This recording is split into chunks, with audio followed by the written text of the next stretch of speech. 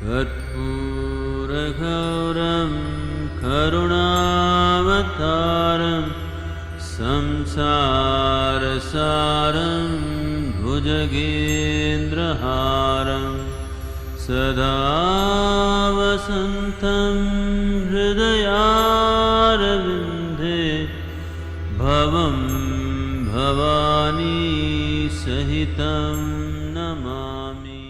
I was wondering, how can I decrease my hours of sleep? How can I improve my sleep quality?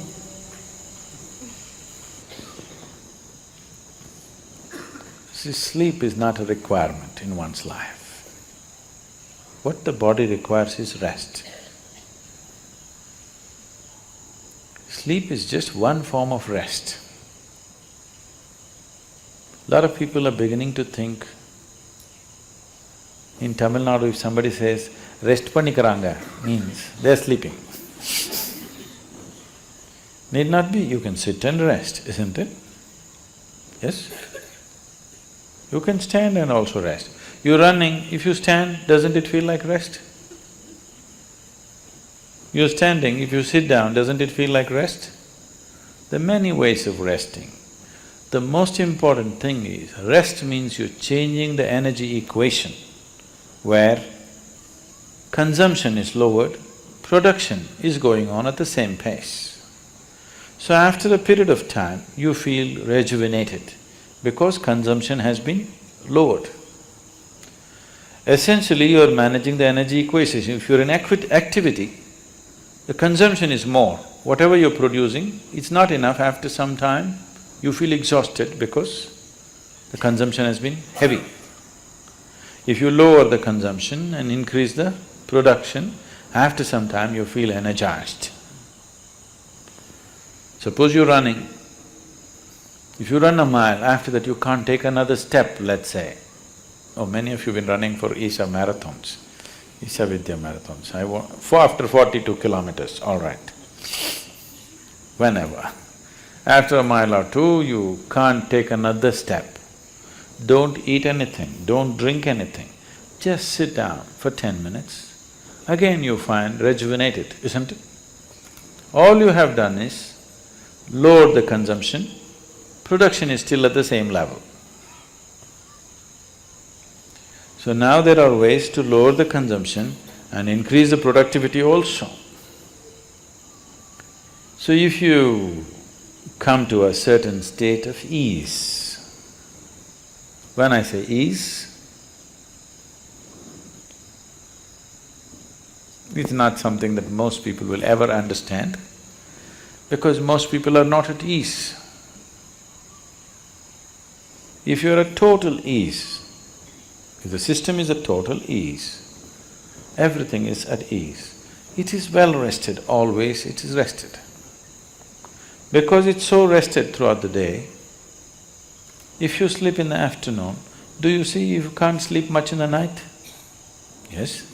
Oh, you all be experimenting? If you sleep in the afternoon, you can't sleep much in the night unless you're sick or you're very tired because of something. Because it's well rested in the day, it can't sleep in the night.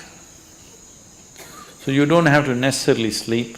If you sit here also, if your body is resting, you will see your sleep quota will naturally shrink. How to increase the quality of sleep? Don't try to increase the quality of sleep. The ideal way to live is, there is no sleep in my life. But that's not possible right now, still body has some inertia. So it sleeps minimum. Rest of the time, it is at ease. If you keep this at ease, then sleep does not occur to the body unless it comes to a certain point of exhaustion. So body is never ever asking for sleep, but it is definitely asking for rest. If you do not know how to sit here in a restful manner, it will try to rest like this. If you can sit here totally at ease, it'll sit here for hours without falling asleep. Otherwise, this is the only way it knows how to rest. So do not try to increase the quality of sleep, there's no such thing. Just learn to keep your body restful and at ease consciously. If you sit here now, one simple thing you can do is you sit down, you come and sit down here, just move your attention from the top of your head down to your toes and see if everything is loose and easy and relaxed and at ease. Are you sitting like this? Sit, just bring this to ease as much as you can. Not everything is in your conscious level.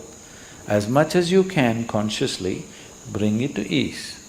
You will see suddenly if you are the kind who will fall asleep at 10 o'clock, if you simply 1 hour you sit here at ease, you will see your sleep will get postponed by half an hour. You won't feel sleepy at 10. Naturally you're awake. So instead of trying to increase the sleep quality, now you increase the quality of life. If you increase the quality of life, when I say increasing the quality of life, nothing in your life, whatever you may be doing, from simple breathing to any complex activity that you do in your life, the quality of that will not improve if you cannot do it with ease. Is that so? Only when you can do something with total ease. Let's say you're riding a bicycle. If you're riding like this, you can't say you're enjoying your cycling. If you can ride it with ease, with so much ease that even if you take off your hands, it'll go only straight, the way you want it to go. You're at ease. Because that you're at ease, the quality of your cycling has improved, isn't it? So these two things are connected. So if you enhance the quality of your life, naturally sleep quota will go down. If the quality of your life goes bad, you can't do anything with ease, then also you cannot sleep. But stressfully you cannot sleep. Not because you're well rested you cannot sleep because you're stressed out. If you do this, you will not live long. If your body does not get enough rest, it will die, it will break, something will go. If you are not at ease, that means you are in dis-ease. You're heading there.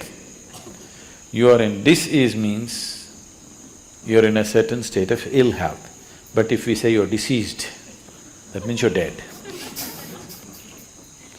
So don't move in… stay into the direction of disease, move into the direction of ease. If you become totally ease, sleep quota will come down. Quality of sleep will be good because quality of life is good. You want to increase only the quality of your sleep, life does not work like that. If you wake up well in the morning, you will also sleep well in the night.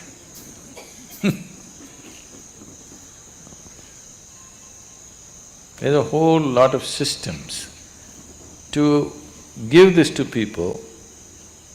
In the Eastern cultures, in India particularly, all the systems are built into one's life. Of course, they're throwing it away because they all became modern. Modern means to be distressed, constantly in tension, agitated, worked up about everything, that means you're really modern. Otherwise, traditionally, all these things were built in. From morning when you wake up till you go to sleep, what you should do, how you should handle yourself, all these things were fixed. Till the beginning of this generation, everybody was aware, suddenly they all became English educated and they become modern and tense. Otherwise, this was called achara vichara, what to do, what not to do. Everything is built from morning to night, all aspects of life, how to do it. If you do it like that, so that you can do everything with ease, as much ease as possible. So those who are not able to dedicate their life to yoga and spiritual process, for them it was built into natural culture, at least this much ease you know, so that you wake up happily and go to sleep and sleep well. Even today, this is the thing that they will say in India. If people say, what's happened, this happened, that happened in my life, they say, that's okay, but in my life, if I lie down, I sleep well. He might have made so much money, it's okay, but I sleep well. You see, hear this, people say this part of the cultural expression. I sleep well means I'm living well. Only because I live well, I can sleep well. If I'm not living well, I cannot sleep well. So do not try to improve the quality of your sleep, improve the quality of your life, then you will naturally sleep well also. I have a question from our recent past, which is, why do our heads not face north when we're lying down? It's like the monkeys, it's been staying on my head. So you accept the evolutionary process the way it is. So why shouldn't you put your head to the north? Suppose, there's a North Pole and a South Pole. This means these are the magnetic centers. And you also know the whole land masses, whole continents have been slowly being pulled towards the north. They've been traveling. You know this? Not really. But at least, geologically, the whole land masses have been traveling. Why the Himalayas is whatever we are seeing, the Himalayan mountain ranges, that Manasarovar, you will find seashells in Manasarovar because at some point it was at mean sea level. Today, it is at 15,600 feet. So what transported this lake bed, which was at sea level, to this place is the whole Indian subcontinent is crashing into the Central Asian plate. And this is why the Himalayan mountains are still continuing to grow. This is just piling up, it's just a crash. You've seen cars piling up? Just like that. India is crashing. Every year, India is losing about 1.23 centimeters or so. I'm not perfect on the number, it's somewhere in that range. Every year, India is losing about 1.23 centimeters or something because it's crashing into the Himalayan range and it's piling up. Because the magnetic pull of the North Pole is slowly pulling all the land masses upward. So such a huge magnetic pull where the continents are moving up, that kind of magnetic pull is constantly in enforcement across the globe. Suppose you had a little bit of anemia. If you went to your doctor, what does he prescribe for you? So it seems to be like it's an important ingredient of your blood, yes?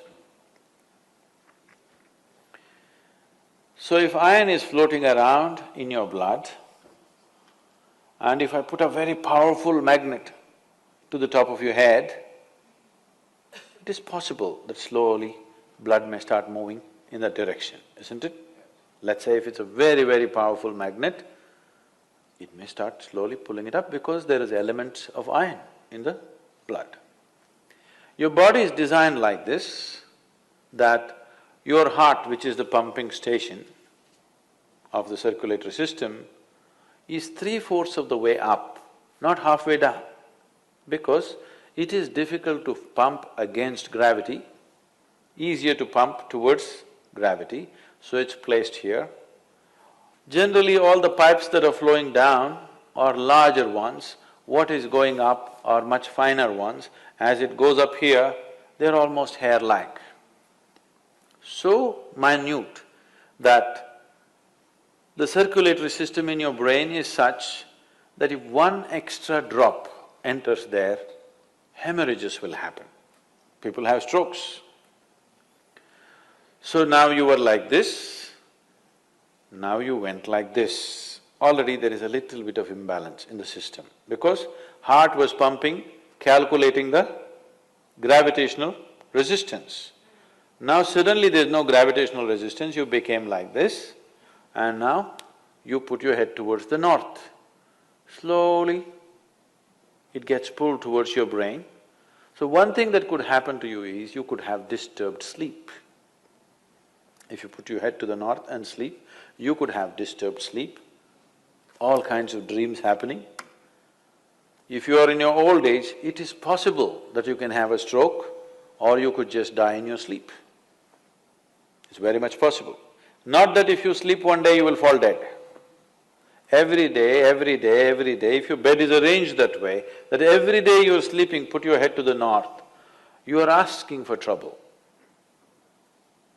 Some kind of trouble, we do not know what kind of trouble you will get, that depends on the strength of your system. If it is weak, very weak, you may fall dead, or you may get a stroke, or you may just get disturbed sleep, you may just have nightmares, or during the day you act funny. So many things will happen because excess circulation is happening in the brain when it should not be happening, simply because you put your head to the north. So in case you go to South America, then you should not put your head to the south. If you went to Australia, you should not put your head to the south. You can put it to the north, out there. In the northern hemisphere, you do not put your head to the north. What if you live on the equator? If you live on the equator? You can spin like a needle. Is there an optimal direction for your head to be facing? East is best. Northeast is okay. West is all right. South, if you must. North, no.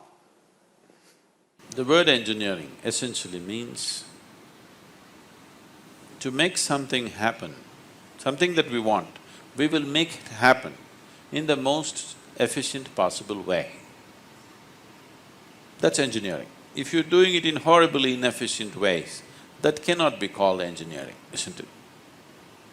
We will say this is a fine piece of engineering when something that we want is happening with least amount of friction and with least amount of consumption.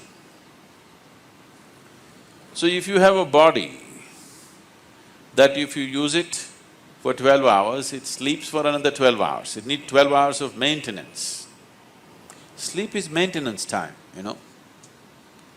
If you had a car that you use it for 15 days it's in the garage, it's better to take the public transport. Now you have a body which has to sleep 10 to 12 hours a day.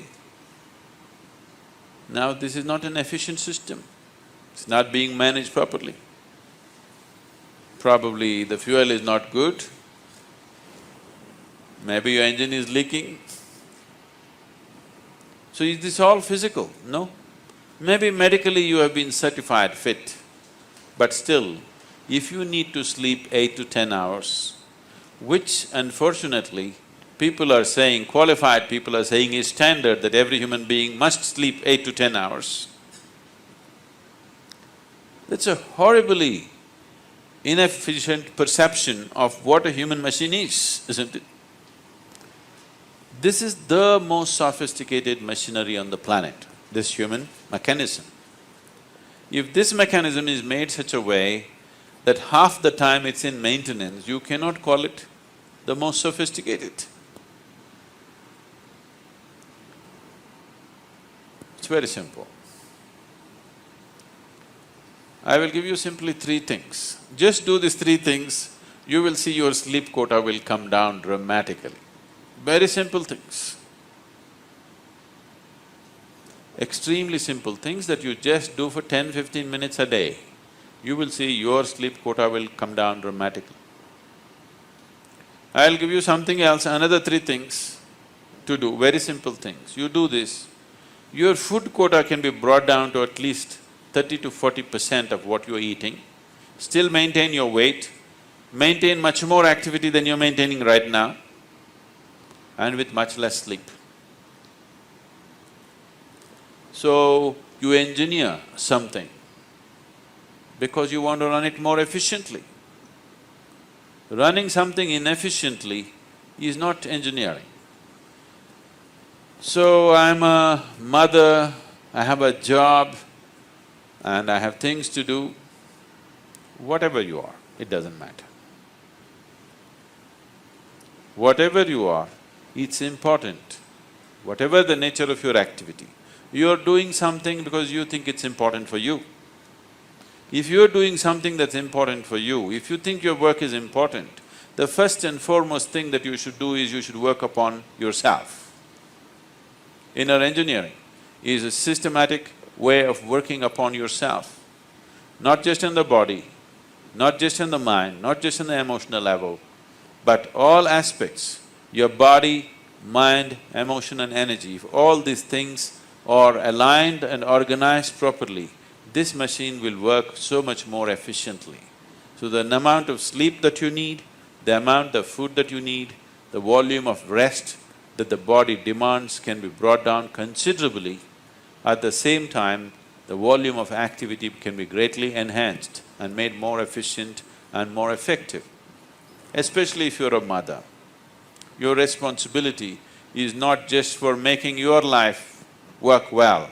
Now you've taken the responsibility of making one or two more lives, their lives to work well.